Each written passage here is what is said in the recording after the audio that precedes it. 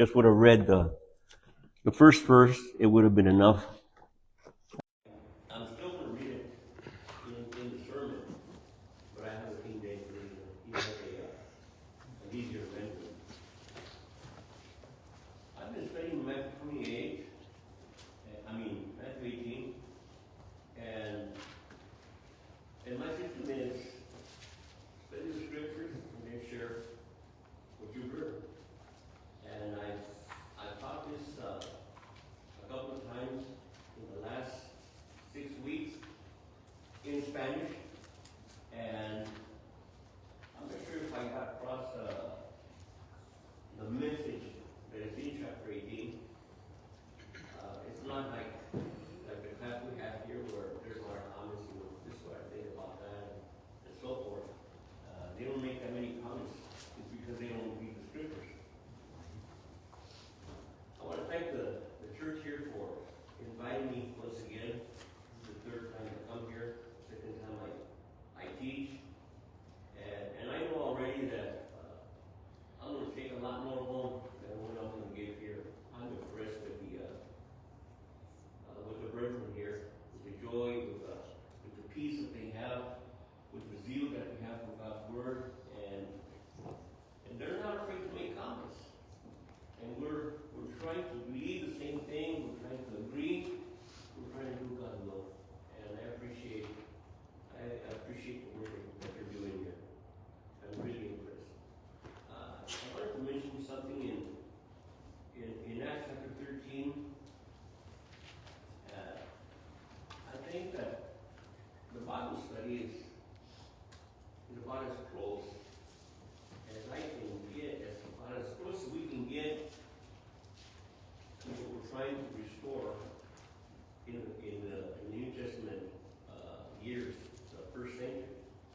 It says in chapter 13, verses 13 and 14 of the book of Acts, when Paul and Barnabas were on their first trip, they went into a synagogue and they sat down. And when I read it over and over, I try to imagine what it was like then, because that's what we're trying to imitate. The system, not the synagogue worship, but the first century church. But it was much like the synagogue worship. That's an opinion. But I'm going to read those two verses. When Paul and his company moved from Paphos, they came to Perga and Pamphylia, and John departed from them and returned to Jerusalem. But when they departed from Perga, they came to Antioch, the city, and went to the synagogue on the Sabbath day, and they sat down. A synagogue would be, a place of worship, a place of study. That's where they had the scriptures. Of course, we have a real advantage. We have the scriptures. Then they didn't have the scriptures. The scriptures were in the synagogue. So if you want to learn about God, you go to the synagogue, especially on the Sabbath day.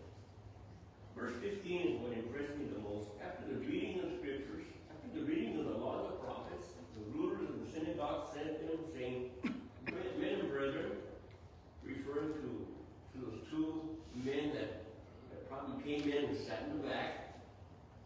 That's how they imagine things. He directs his address to them and says, "If you have any words of exhortation of the people, say on." And that was an opportunity for Paul and Barnabas to bring the message of the gospel. So he came up. He probably came up and stood before them and preached them the gospel. They had read. It was a system of reading the scriptures and making comments. I think that's what we did in the first hours of worship here. We read the scriptures and they made comments of the scriptures. And we're the New Testament church. We're trying to restore New Testament Christianity. What they did then, that's what we want to do now. I embrace that. And it wasn't the ministry of the first century. That was lost. And we're trying to restore that. I think that's the ministry the Church of Christ has started in this country a couple of hundred years ago. A lot of my brethren, especially in Mexico, they don't know what the Church of Christ is. They don't know the origin. But what does the Church of Christ do? Well, we're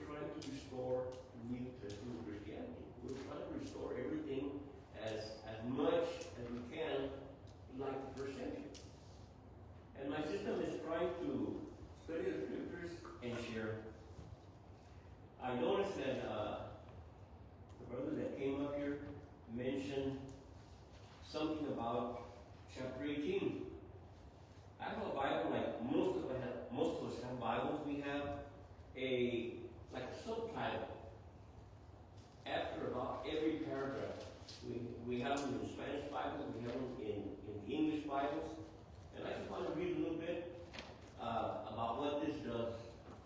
And I'm going to make an explanation, and really, it's a commentary. That's what it is. It's a commentary. And it affects what we're going to read, because it tells me, this is what you're going to read. This next paragraph that you're going to read is about this. So it already controls what we're going to read. It tells us what we're going to read. And I'm just going to mention 4 of the subtitles that are in chapter 18, the chapter that the brother read. And I'm going to read them and translate them in Spanish too, and they're different. And I'm not saying not to pay attention to those, but we should read the scriptures as they are. As they are. And they didn't have chapters and verses. I know it helps us study the scriptures, but reading the scriptures, just plain reading the scriptures, disregarding the subtitles, will keep us in the context of the scriptures. First, in the beginning, it says, the greatest in the kingdom. And in verse 10, before verse 10, we have subtitle, this is not in the scriptures, it's a how. The parable of the lost sheep. Then in verse 15, sin and forgiveness. Then we have in verse 23, before verse 23, parable of the unforgiving servant. In the Spanish Bible, it's a little different. We're going to have a different thought. In verse 1, the subtitle is, who is the greatest? Okay, before you read, this is what you're going to read. Who is the greatest? If it doesn't have subtitles, we'll have a different sense of context. Then, being a stumbling block to a believer. That's an interpretation. This is what you're going to read. This is the context of what you're going to read. Then in verse 10, parable of the lost sheep. Then, how to forgive brothers. And then in verse 23, the 2 debtors. Different. What it is, it's a comment. It's a comment in the scriptures. And before we get into chapter 18, I think chapter 18 is one thought. Not 5 different thoughts. It's one thought.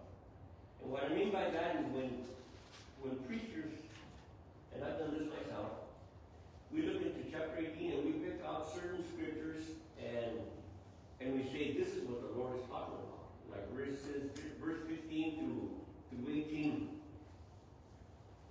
which is what we call church discipline.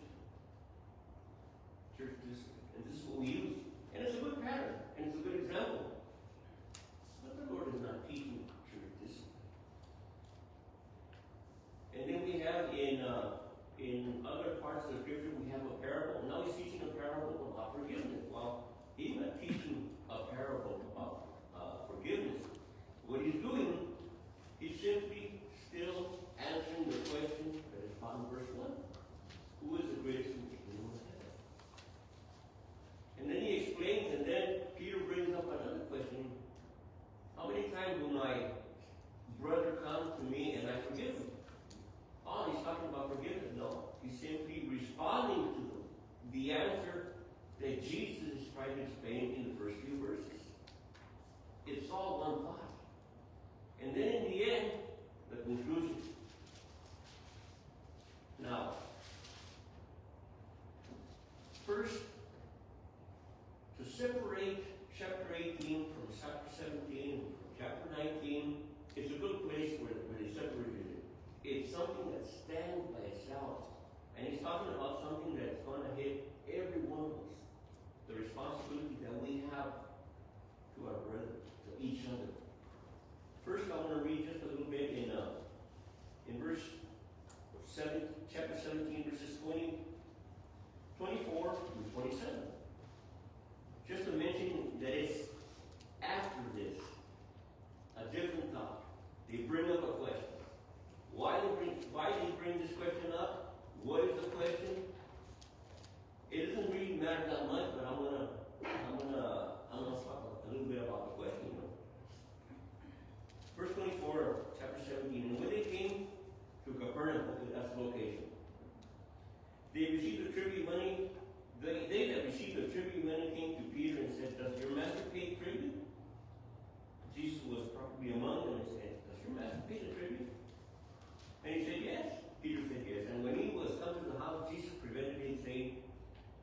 thou, Simon, of whom do the kings of the earth take custom and tribute? Of their own children or of strangers? Or of strangers? Peter answers, of strangers. Then the children are free. Notwithstanding this, you should offend and go to the sea, cast the hook and take up the fish that cometh up, and when thou hast opened his mouth, thou shalt find a piece of money. Take that, give to them for me and for thee. Okay, so that was taken care of. I'm not going to talk about this. I'm going to talk about the next verse. At the same time, chapter 18, verse 1, at the same time came the disciples unto Jesus, and that's when they're going to ask the question. Okay, around that area, that same time, or in a different place, but around that time, that's a change of context. Now we're going to talk about something different. Go through the whole chapter 35, chapter 18, verse 35 chapters, 35 verses. And in chapter 19, we can see that he had finished that context. He had finished that story. He had finished answering that question that they asked. Verse 1 of chapter 19, it came to pass that when Jesus had finished these sayings, what sayings? The whole chapter 18, 35 verses. After he finished that, he departed to Galilee and came to the coast of Judea beyond Jordan. So he left them. So now we're going to concentrate on these 35 verses, and it's basically the question that was asked. You know, we might judge the apostles for asking that question. I don't think the question is, there's anything wrong with that question. The question is, who is the greatest in the kingdom of heaven? What is it that they're asking? Is it wrong to ask, who is the greatest in the kingdom of heaven? I don't think it's a bad question. I mean, we have great men in the kingdom of heaven. We have Abraham, we have Isaac, we have David. They're all great men. And there's nothing wrong if doing the will of God, whatever it takes, dying, fighting against the enemy, doing God's will, if you die, you may be considered great in the kingdom of heaven. I think that's what they're desiring. I'd like to just mention a few verses, Matthew 23, Matthew 20, Luke 22, and John 13, just to try to get into the minds of these men to see what they wanted to become. I want to become great in the kingdom of heaven. But what is it that you want? You want recognition? I want to do the Lord's will. That's what I want to do. And if I have to die for that, I want to do it. I think that's what they're desiring. Some may desire something different, like Matthew chapter 23, verses 1 through 11, and I have to read that because it's, I think it gives us some of the context, some of the things that humans desire. I want to be recognized. I want to be remembered when I die. That I did something good, or I did something great, or I was smart, or whatever. But in chapter 23, verses 1 through 11, then spake Jesus to the multitude of the disciples, saying, the scribes and the Pharisees sit in Moses' seat.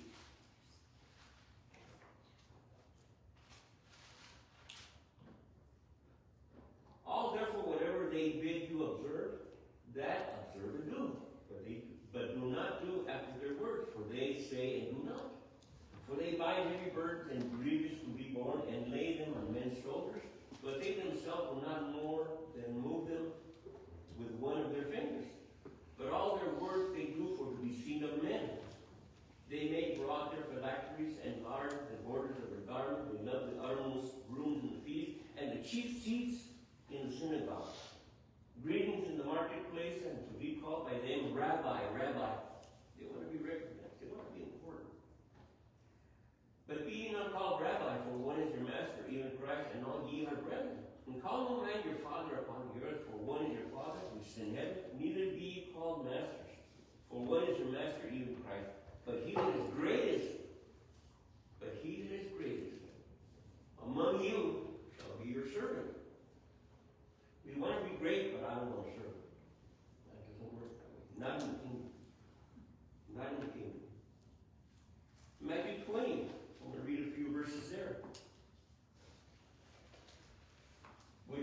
be a stronger point for Matthew chapter 18. Verses 20 to 26. Then came to him the mother of Zebedee's children with her sons, worshiping him and desiring a certain thing of him. The mother. It's not that she desired to be recognized, but she wanted greatness for her two sons. I think that's what they all want. But she jumped ahead of him. And he said unto her, What wilt thou? She said unto him, Grant that these my two sons may sit, the one on the right and the other on the left in thy kingdom. What is it that they're asking for? I think that they are feeling that there's going to be a rebellion and they're going to say, Jesus, get Herod out, put Jesus on the throne, and he's going to have his closest and greatest men by him, one in his right and one in his left. I think that's the mentality of the Jews. And there's nothing wrong with it. If it takes death, if it takes great risk, I'm willing to take that risk. So in essence, there's nothing wrong with what they're desiring or what the mother is desiring for him. But Jesus answered and said, you know what? You don't know what? You know not what you ask. Are you able to drink the cup that I shall drink of, and to be baptized with the baptism that I am baptized with? They said unto him, we're able. And what does that mean for you? You're willing to sacrifice even your own life? You're willing to fight to the death for this principle? We're willing. And I think that we're all willing. I think that Peter, when he took out a sword in defense of Jesus, he had that same spirit. And he said unto them, you shall indeed drink of my cup. You, John, James, you shall indeed drink of my cup. You will suffer. And you'll be baptized with the baptism that I am baptized with, probably death. But to sit on my right hand and on my left is not mine to give, but it shall be given to them for whom it is prepared by my Father. When the 10 heard it, see, they're thinking about the same thing. The question that was asked, it doesn't matter who asked it. Maybe it was Peter, maybe it was James, whoever asked it, they're all thinking about the same thing. They're wondering among themselves, who is going to be the greatest? I think it's going to be me. I think me. They would all discuss, but they all wanted the same thing. When the 10 heard it, they were moved with indignation against the two brothers. As if almost saying, that's his decision. That's the Lord's decision, not ours. When the time comes, if he wants to choose this person or that person, let him decide. But that's what they had in their mind. And it has nothing to do with the question, with Matthew chapter 18, because Jesus is going to tell them, it has nothing to do with that kind of greatness. Greatness will be very, very different. And in verse 25, 26, Jesus called them unto him and said, you know that the prince of the Gentiles exercise dominion over them, and they that are great, exercise authority over them. It shall not be so among you. But whosoever will be great, if you want to be great, then let him be your minister. Be a servant. That's where greatness is. I'm not too convinced. That's what they're thinking. And I don't think they understand. I don't think they understood this principle until after the resurrection. I think it dawned on them. Now I know. Luke 22, verses 24 through 27, will give us a little more light on maybe what they were asking. And all of chapter 48 of Matthew, chapter 18, all the 35 verses of Matthew chapter 18 is answering that question. You want to be great? And in the first few verses,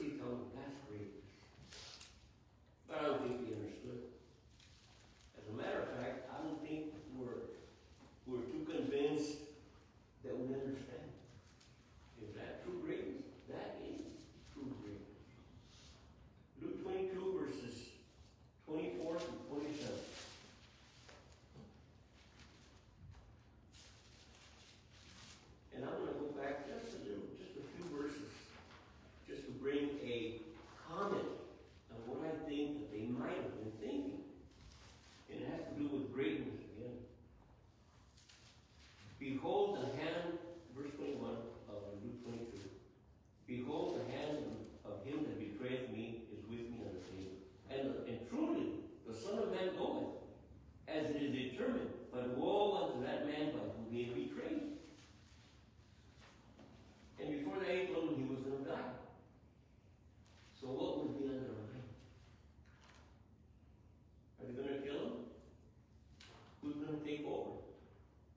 Who's going to be next? Who's going to be the greatest after the Lord comes? That's just something that you can think. Of course, it wouldn't be in the subtitles, because it would be an interpretation. But that's what the subtitles are. They're trying to provoke you to think, this is what we're going to talk about. And they give an interpretation. They began to inquire among themselves which of them it was that should do this thing. Talking about, I wonder who's going to be amongst the 12 of us. Only Jesus knew that it was going to be Judah. And he said unto them, the kingdom of the Gentiles exercise lordship over them, and they that exercise authority upon them are all benefactors. Ye shall not be so, but he that is greatest among you, he that is greatest among you, he that wants to be the greatest among you, let him be as a young one. And he that is called chief, as he that serves. For whether is greater, he that sitteth at meat, or he that serves? Is it not he that sitteth at meat? But I am among you as he that serves. I don't think they understood yet. But maybe it gets a little closer when we read a few verses in John chapter 13.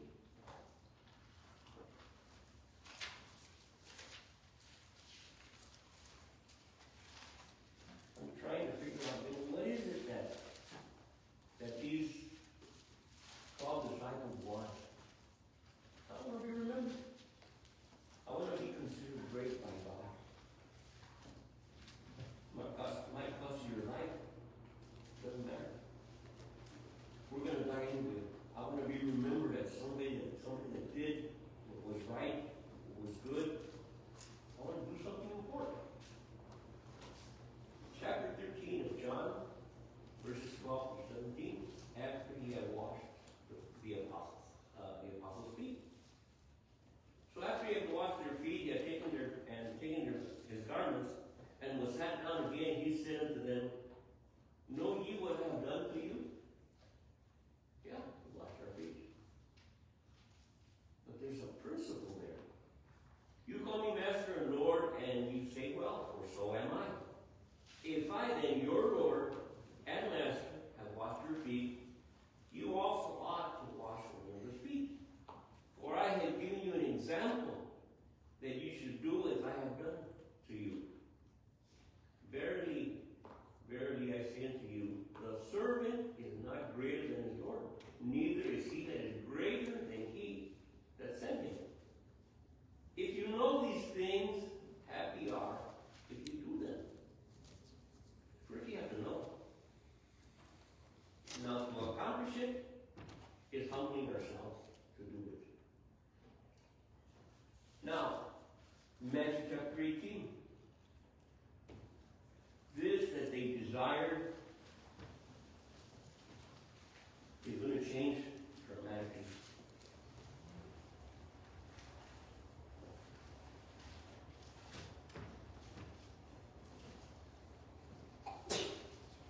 I'm going to read the scriptures, and I'm not going to read a block of the scriptures. I'm going to read the whole scriptures. And we're going to find that we're not reading separate blocks. We're reading one thought. We're asking one question.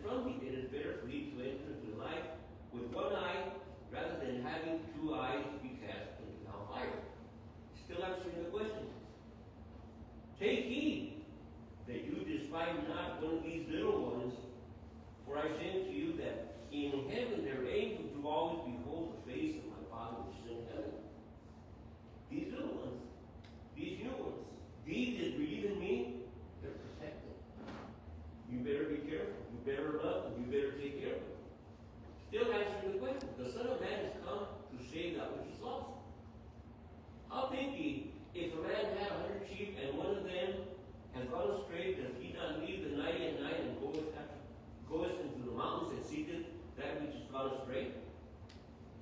And if so be that he find it, verily I say unto you, he rejoiceth more of that sheep than the 99 which went not astray. Even so, it is not the will of your Father which is in heaven that one of these little ones, which is mentioned in verse 4, 5, 6, still talking about the same thing. It is not the will of the Father which is in heaven that one of these little ones should perish. We have the subtitle here in verse 15. Forget about that. He's still answering the question. How are you going to treat a brother? Especially the brother that has offended you. Moreover, if thy brother shall trespass against thee, and go tell him his fault between thee and him alone. If he shall hear thee, thou hast gained thy brother. It's a relationship between the brothers. Right here these few verses 15 to 18, it is the church discipline. We might have Bibles that are going to put a subtitle before 15 and say, this is church discipline. It's not church discipline. It's simply part of the answer of who is the greatest in heaven. And how are you going to take care of those that are great in heaven? Those that have been converted, those that you receive in the name of Jesus. Okay, you gain your brother if you can convince him. But if he will not hear thee, then take one of these. Take with thee one or two in the mouth of 2 or 3 witnesses, every word may be established. And if he neglects to hear, then tell it to the church. But if he neglects to hear the church, let him be to thee as an heathen man and a publican, this brother of ours. But it's the intent to bring him back. It's the sheep that has been lost. You make effort to bring it back. If you can convince him, you have won yourself a brother. If you can't, well, this is what you're going to do. But it has to do with the love that you have for a brother, the love that you have for one of those lost that you want to recover. Verily I say to you, whatever you shall bind on earth shall be bound in heaven, and whatever you shall loose on earth shall be loosed in heaven. And again, I say unto you, that if 2 of you shall agree on earth as touching anything that they shall ask, it shall be done for them of my Father which is in heaven. For where 2 or 3 are gathered together in my name, there I am in the midst of you. We've heard that one. And I think we hear it out of context. It's in this context. It's talking about whatever you decide. It is confirmed in heaven. Because you know, my will is that lost sheep, that lost brother, is not lost. I will be confirming it. I see it from heaven. I am with you. I am present there. Of course, we use it as an option when very few of us gather together on Sunday for a Bible study. Yeah, don't worry, brother, because the Scripture says, "Where 2 or more are gathered in my name, I am with you." And we use the Scripture. It's not a context, really. In the context, it's confirming, whatever you decide, I am confirming it in heaven. If you have to discipline this brother, take him out of the church, it's for the purpose of for him to reorganize his faith and come back. If you can take care of it before that happens, if you can convince him, you have gained yourself a brother. That's the context, and that is found. And a lot of times we take chapter 18, we take a lot of the stuff that's here and use it in different ways, but right here, we want to use it in context first. Then we can use it for something else. But in the context, it's loving our brother. Giving our lives for our brethren. Loving each other, loving God. That is the context of Matthew chapter 18. Okay? He answers that question. It brings about another question concerning the verse 15 to 18, concerning forgiveness. And he uses scripture and most of the rest of the chapter to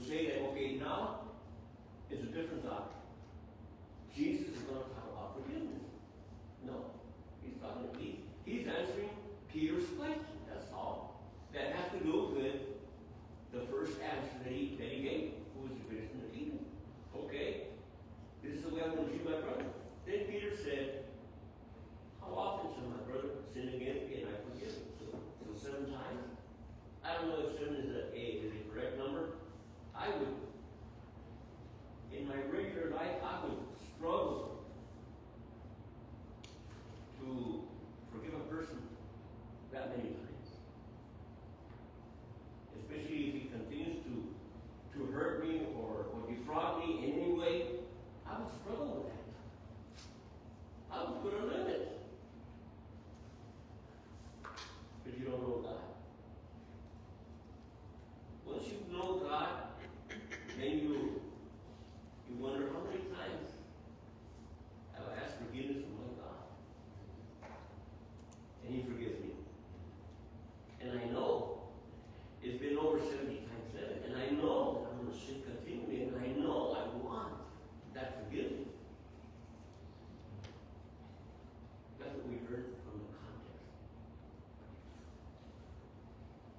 I say not unto thee until 7 times, but until 70 times 7.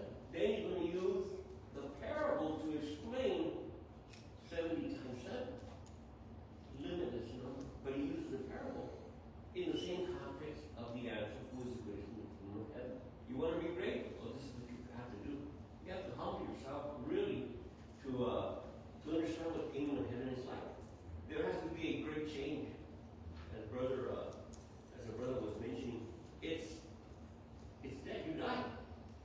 And you become humble. You become a different person. You understand, and you're not desiring that greatness. You're desiring the privilege to be able to serve God. But in this world, we live in a world where we learn from our parents, from schools, from the country. Be somebody. Be somebody great. Be somebody important. Do something that's worthwhile so that we can remember you. I want to become a Christian. They're not going to remember you by that. But God will remember. That's right. Therefore, the kingdom of heaven is like unto a certain king. I'm answering Peter's question.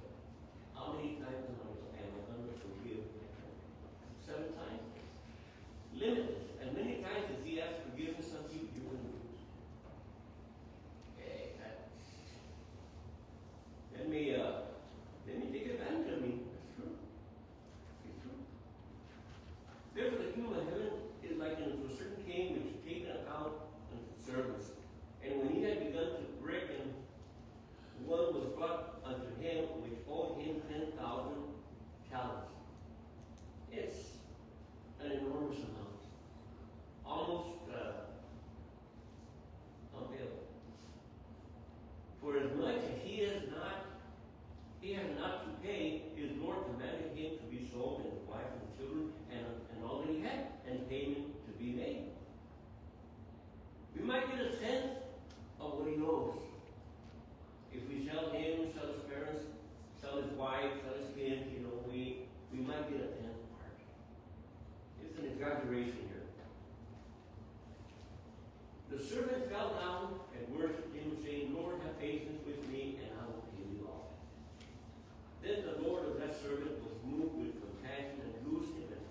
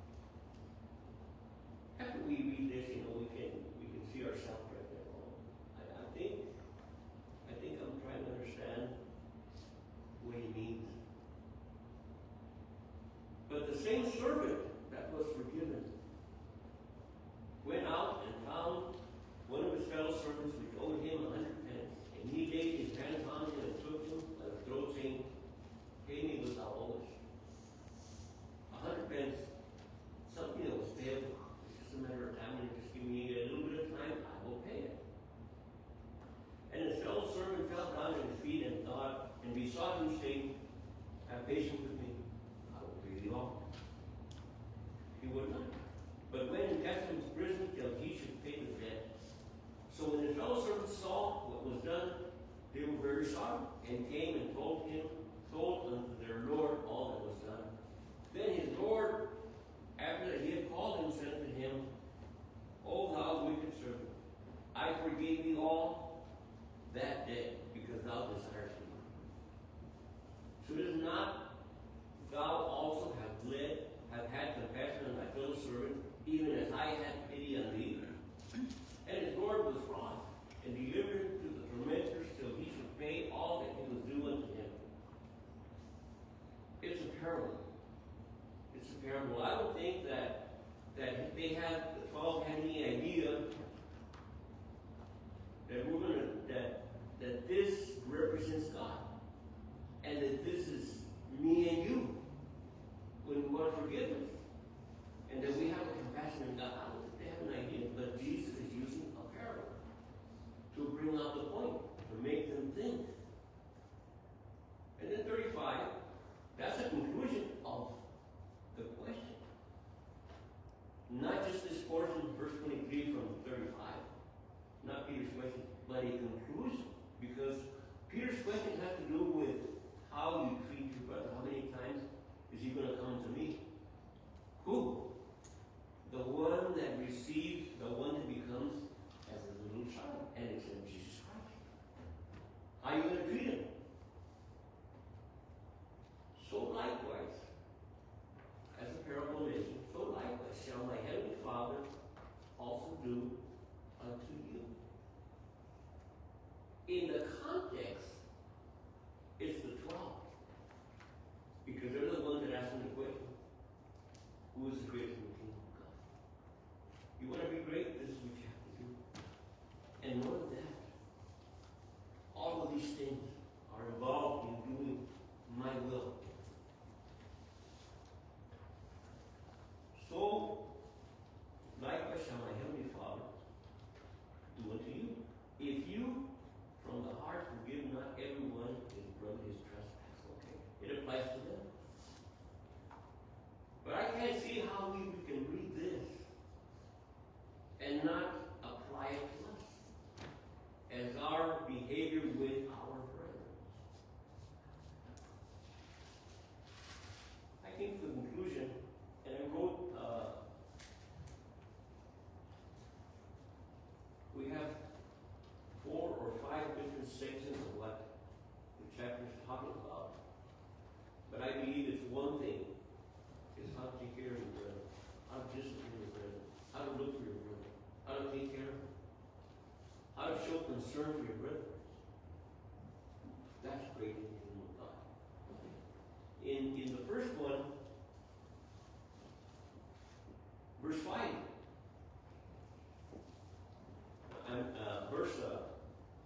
verse 4. And that's the answer. What's the answer? A little child, maybe a 7-year-old, an 8-year-old, a 9-year-old, an innocent one that hasn't sinned, one that relies completely on his parents or relies completely on others for everything. Become like him. What about your trust in God? Become like him, like this new child. If you do that, you're going to be great in the kingdom of God. That's what you want. That's what I want. I don't know if I can do it. You can do it. It's not a matter of knowledge. It's not a matter of wealth. It's not a matter of doing something great that's beyond your means. Just be humble. You can do it. The problem is, we don't want to do it. I've come this far. I made a name by myself, for myself. Backtrack. Go back. I think I will struggle with that. You shall in no wise enter the kingdom of heaven. You want to be great in the kingdom? You're not even going to enter into the kingdom of heaven. Then we have verse 5.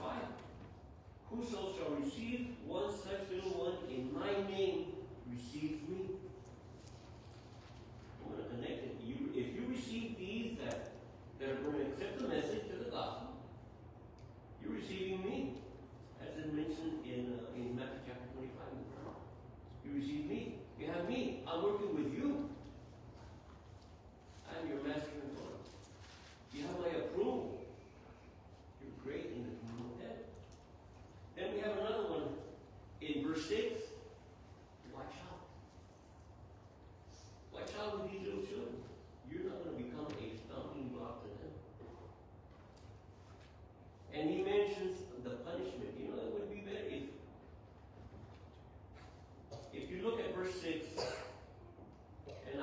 see it this way because the apostles were going to be the ones that would be preaching the gospel first, and everyone that would obey the gospel, which would be grown up, they would understand. Jesus would be giving these over to the apostles, to the leaders, to the one that preaching the gospel. You better take care of them. If you offend one of these of mine, it would be better that a millstone were hanged upon his neck and that he were drowned in the depths of the sea. You're going to take care of him. Don't be a stumbling block. That's what he's saying. The next few verses are talking about not being a stumbling block. In verse 10, what if he gets lost? What if he leaves the church? What if he leaves the kingdom? What are you going to do? He lived on his own. He came on his own. He lived on his own. He was a troublemaker anyway. You go after him. And then he uses a parable. Well, I don't think it's a parable. I think it's a real life story, verses 12 and 13. It has its purpose. You go after it. A lot of us that have been members of the church have seen a lot of people come and go. Some were there maybe less than a month and they were gone. They never really quite got it. You never understood. Let's forget it. But we also know brothers that have been there for 20 years and then they leave. I can't help him. Oh, yes, you can. He's lost sheep. You better go after him. But I've got other things to do. I've got the rest of the group. You leave the group. You go after that.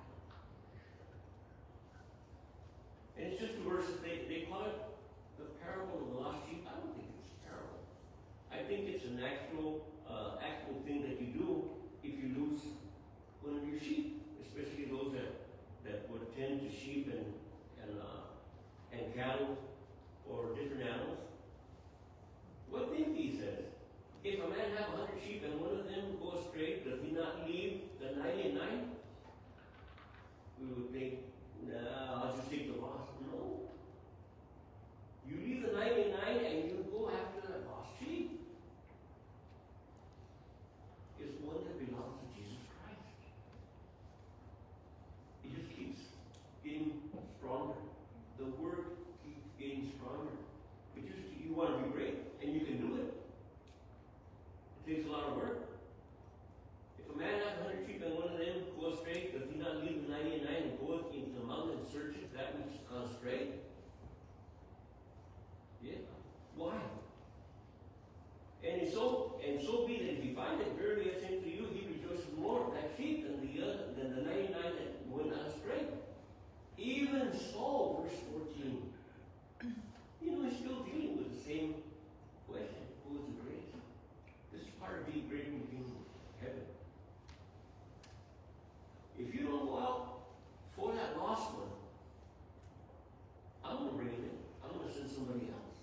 Because it's not my will that one of these little ones should perish. Learn my will. You're going to go after it. You're going to go after that lost sheep. Even so, it is not the will of my Father. It is not the will of your Father which is in heaven that one of these little ones should perish. I'm going to go after it. That's when you make a decision. When you know God, when you know the will of God. And then, verse 15, he's still answering the question. If thy brother should sin against thee, okay, how do I deal with this troublesome brother?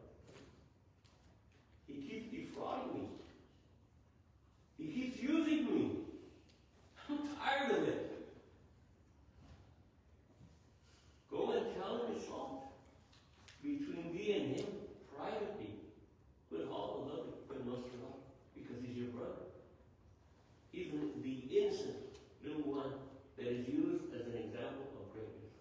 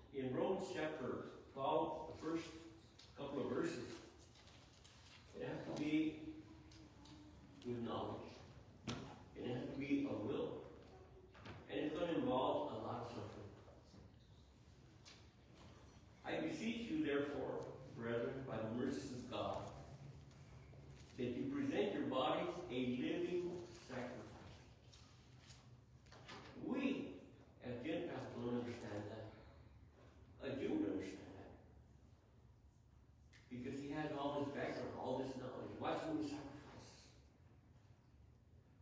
Why so much sin? Why so much evil? Be ye not conformed to this world. We all struggle with that. Be transformed by the renewing of your mind. Think differently, that you may prove what is good and acceptable and perfect will of God. Renew your mind.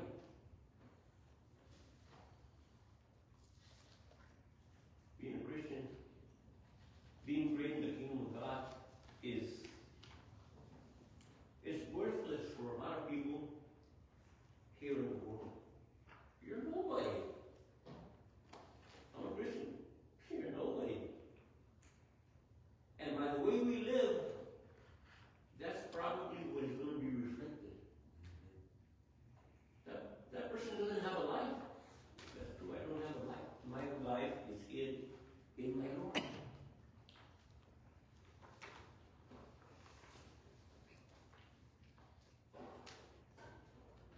Talking about baptism, right here compared to the resurrection, because when we come to Christ, we dispose of the old man. We kill the old person. And supposedly, in the real world, in the real scriptures, in the real commitment, a new man is born. We don't understand how that can be. But God can transform you. I'm going to read simply verse 6 of Romans chapter 6. Knowing this, you have knowledge of that our old man is crucified with him, in baptism, of course, that the body of sin might be destroyed, that henceforth you should not serve sin. And he that is dead, is free from sin. Maybe we have not died. And that's our hindrance point that does not allow us to do those things that God wants us to do. We haven't come to that realization. And then finally, 1 Corinthians chapter 13, verse 5.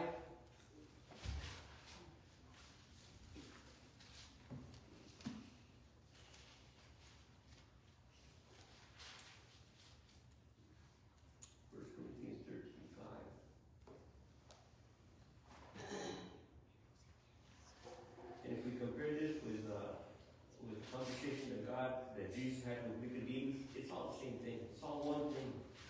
A change, a drawing near to the will of God.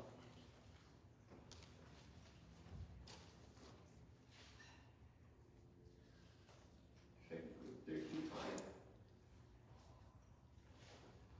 A new man.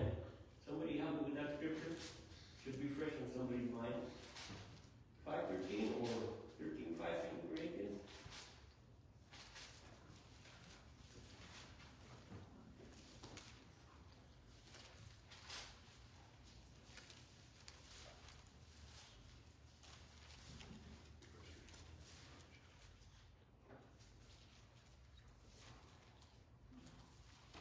If a man is in Christ, he is a new creature. I don't have the scripture with me at this time. I thought I had it in my notes.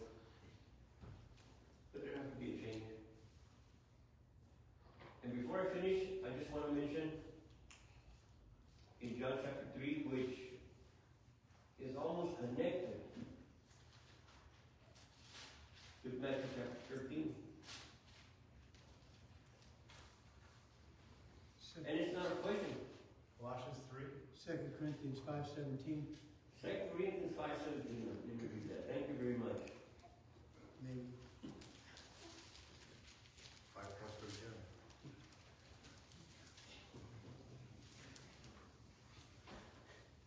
Therefore, a man being in Christ, he is a new creature. A totally different person. That change comes about only through the scriptures. It doesn't come through pulpit preaching. It comes through the scriptures. Because if through the pulpit, you're relieving a commentary on the Word of God. If you believe in the Scriptures, you're believing that God is talking to you. And you know that everything that comes from here is a commentary. We hope it's the right commentary, but it's a commentary of men.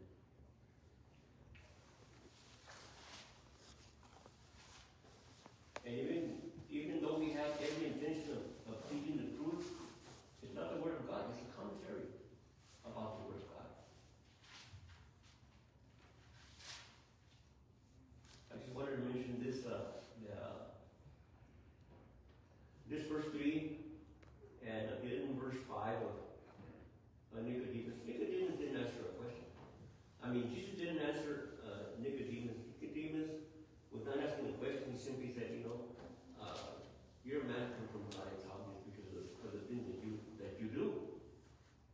And then Jesus takes the opportunity and tells him, except you be born again, you cannot see the kingdom of God. If you're not born of water and spirit, you cannot enter into the kingdom of God. There's got to be a change. And as the brother was mentioning, the change is death. Maybe a lot of us have not experienced that death. It's a spiritual death. We're still alive physically, but there has to be that death.